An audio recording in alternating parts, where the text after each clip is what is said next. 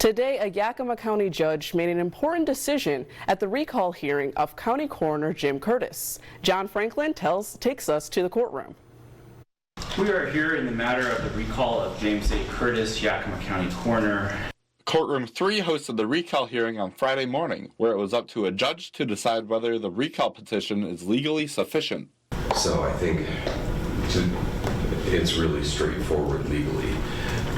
There's a fair body of case law kind of exploring the nuance, and this just isn't a nuanced case. Brett Goodman, who is representing Mr. Curtice, brought up the point that he is still innocent until proven guilty. Because the allegations in the police report are inherently unsubstantiated. Mr. Curtice has not been charged with a crime. Mr. Curtice has not pled guilty to any crimes. Mr. Curtice has not been judged by a jury of his peers guilty of any criminal conduct whatsoever.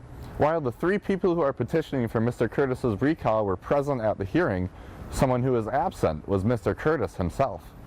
And you've never spoken to Mr. Curtice regarding the events that you read about in the news, is that also correct? He was in Utah, McCoon. And you've never spoken with Mr. Curtice regarding the events that you read about in the news, is that also correct? Correct. And you've never spoken to Mr. Curtice regarding the events that you've alleged, is that correct? No.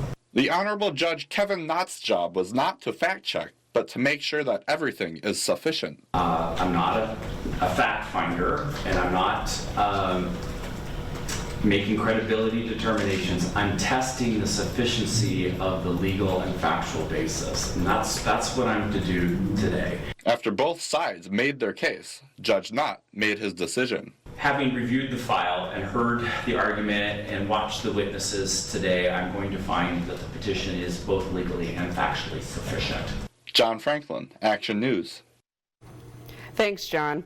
Judge Knott will approve the ballot synopsis by signing an order in 2 weeks, unless there's a challenge by either side.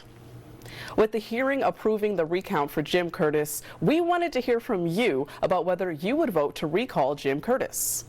That's the question we asked today in our viewer poll. You can scan the QR code on your screen or go to either our social media pages or our website to vote in the poll. The poll is set to close at 5:40 tonight, so make sure to get your votes in. We'll have the results for you tonight in our 6 p.m. newscast.